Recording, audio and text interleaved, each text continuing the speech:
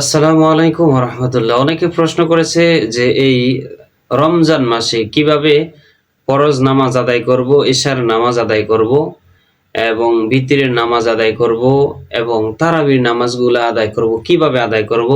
একটু যদি আমাদেরকে বলতেন বুঝিয়ে, বা কোন সূরা দিয়ে আদায় করব সেটি যদি একটু আমাদেরকে বুঝিয়ে বলতেন তাহলে খুবই ভালো হতো।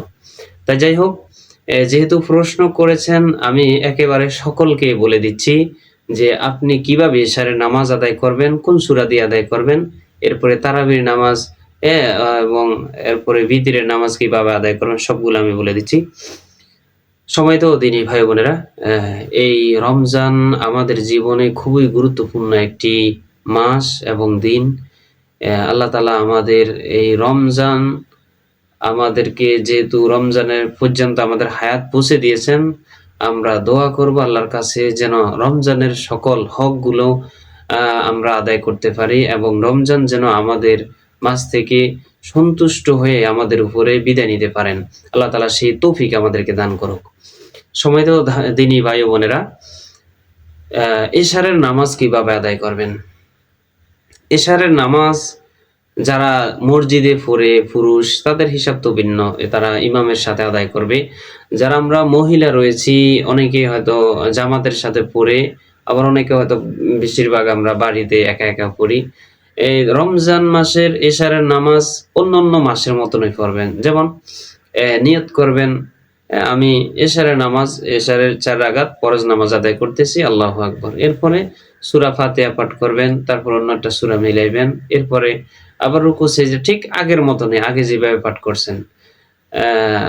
যদি আপনি বলেন তাহলে আমি প্র্যাকটিক্যালি দেখায় দিতে পারি। আর তারাবির নামাজের বিষয়ে যেটা বলি, সেটা হলো আপনি একটি মাত্র সূরা দিয়ে আপনি 20 রাকাত তারাবির নামাজ পড়তে পারেন। ঠিক আছে?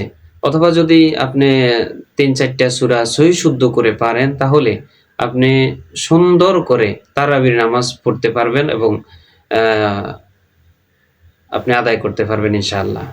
কিভাবে আদায় করবেন আমি বলে দিচ্ছি। যেমন আপনি মনে করেন সূরা ফাতিহা তো অবশ্যই লাগবেই।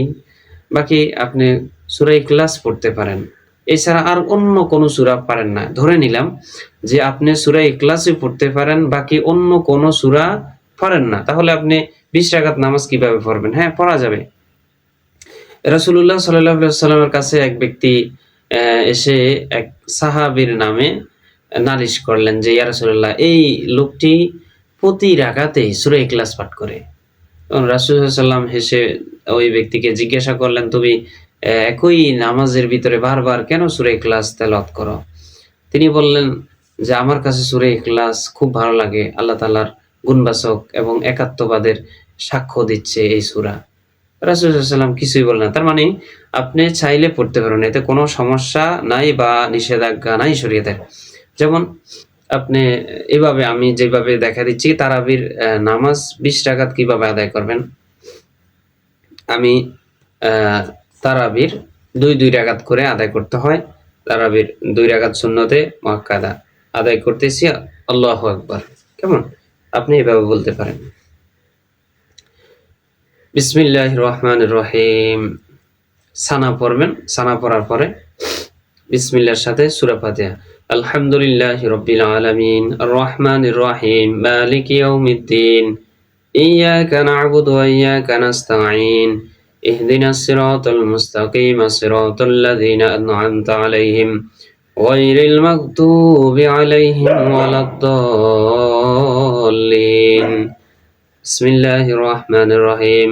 কুল হুয়াল্লাহু আহাদ, আল্লাহুস সামাদ, লাম ইয়ালিদ ওয়া লাম ইউলাদ ওয়া লাম ইয়াকুল লাহু কুফুয়ান আহাদ। রুকুতে যাইব। আল্লাহু আকবার। সুবহান রাব্বিয়াল আযীম। রুকু করলাম, সেজদায় গেলাম, সেজদা দিলাম। এরপরে আমি আবার দাঁড়াইলাম। আল্লাহু আকবার বলে দাঁড়াইলাম। দ্বিতীয় রাকাতে বিসমিল্লাহির রহমানির রহিম।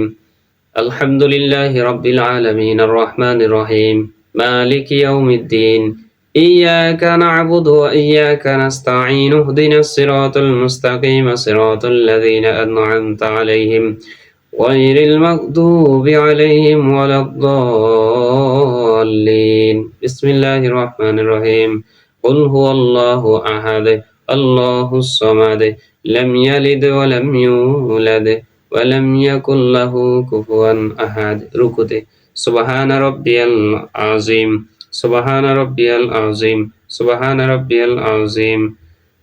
রুকু থেকে উঠে সামি আল্লাহু লিমান হামিদা, সিজদায় আল্লাহু আকবার, সুবহান রাব্বিয়াল আ'লা সুবহান রাব্বিয়াল আ'লা সুবহান রাব্বিয়াল আ'লা।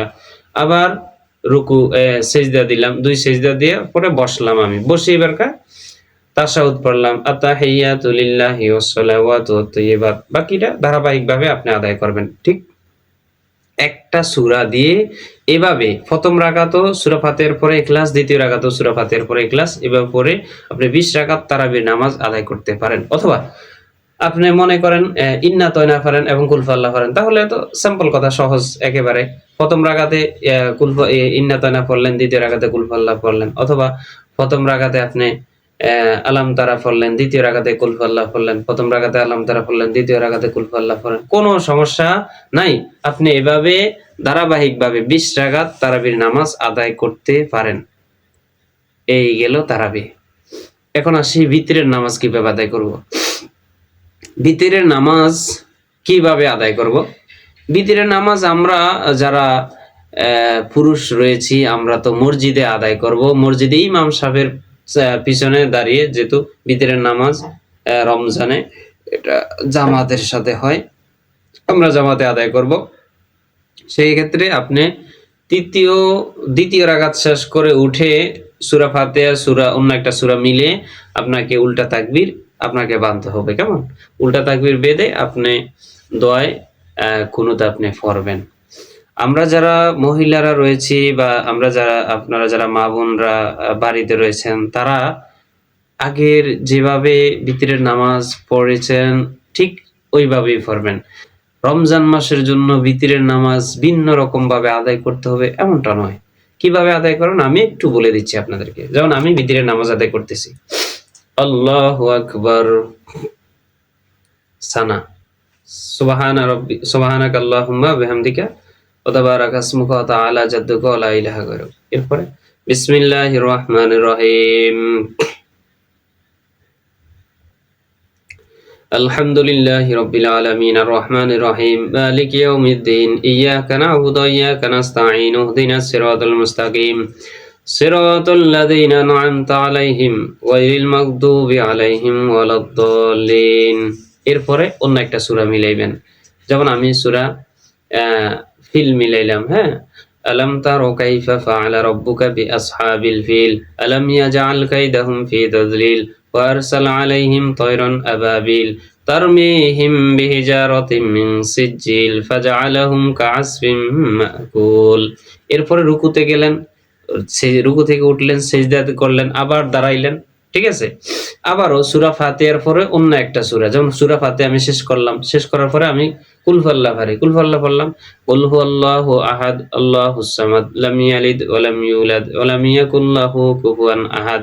রুকুতে গেলাম, সিজদায় গেলাম, সিজদা দেওয়ার পরে আমি বৈঠক করলাম, বৈঠক করার পরে আমি আবার দাঁড়াইলাম, আল্লাহু আকবার করে দাঁড়াইলাম, দাঁড়ায়া আবার সূরা ফাতিহা শেষ করে অন্য একটা সূরা মিলাইতে হইব। যেহেতু সূরা আমি ইখলাস পড়ে ফেলছি, এখন আমি সূরা, আমার সামনে রয়েছে দুইটা সূরা, সেটি হলো সূরা ফালাক এবং সূরা নাস। এই সূরা ফালাক এবং সূরা নাসের যে কোনো একটা আমি পড়তে পারবো। পড়ার পরে আমি আবার উল্টা তাকবীর বাঁধবো, আল্লাহু আকবার করে, আল্লাহু আকবার, আল্লাহুম্মা ইন্না নাস্তাঈনুকা ওয়া নাস্তাগফিরুকা। উল্টা তাকবীর বাঁধার পরে, মানে অন্য একটা সূরা পড়বেন, সূরা পড়ার পরে উল্টা তাকবীর বাঁধবেন, বাঁধার পরে কি করবেন? দোয়ায় কুনুত পড়বেন। এভাবেই ভিতরের নামাজ আদায় করতে হয়। আশা করি বুঝতে পারছেন। সহজে বলে দিচ্ছি, ফজরের এশারের নামাজ আগে যেভাবে আদায় করছেন ঠিক এখন এইভাবে আদায় করবেন। প্রথম রাকাতে সূরা ফাতিহা, দ্বিতীয় রাকাতে অন্য একটা সূরা, তারপরে প্রথম রাকাতে সূরা ফাতিহার পরে অন্য একটা সূরা, দ্বিতীয় রাকাতে সূরা ফাতিহার পরে অন্য একটা সূরা। এটা পড়ার পরে আপনি বৈঠক করেন, বৈঠক করা উঠার পরে যেহেতু ফরজ 4 রাকাত ফরজের বিশিষ্ট নামাজে 2 রাকাতে সূরা ফাতিহার পরে অন্য সূরা মিলাইতে হয়, বাকি 2 রাকাতে মিলানো লাগে না, প্রয়োজন নাই। আপনি বাকি 3য় রাকাতে সূরা ফাতিহা পড়ে রুকুতে গেলেন, আবার উঠলেন, আবার 4র্থ রাকাতে সূরা ফাতিহা পড়ে আবার রুকুতে গেলেন। ঠিক এভাবেই আপনি ইশারার নামাজ যেকোনো একটি সূরা অথবা 2টি সূরা দিয়ে আপনি আদায় করতে পারেন। যদি না বোঝেন তাহলে আমি প্র্যাকটিক্যালি সেটা দেখায় দেব ইনশাআল্লাহ। ধন্যবাদ। আসসালামু আলাইকুম ওয়া রাহমাতুল্লাহি ওয়া বারাকাতুহু।